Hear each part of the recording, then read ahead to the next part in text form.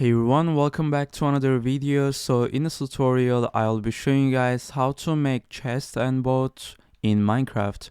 So all you need is some planks, so you can get them from the trees. You need like 4 or 5 of them, so we can quickly get it from the trees. Maybe one more.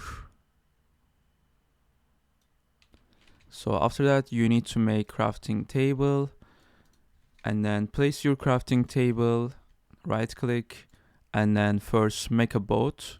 So you can make a boat like this. You only need 2, 4, 5 planks. And then after that you need to make a chest. So you can just make chests like this and then get them together, and then place your boat and then chest at the same time in the crafting table. And then here we go, and now you got boat with chest. So this is how to make boat and chest in Minecraft. See you guys in the next tutorial.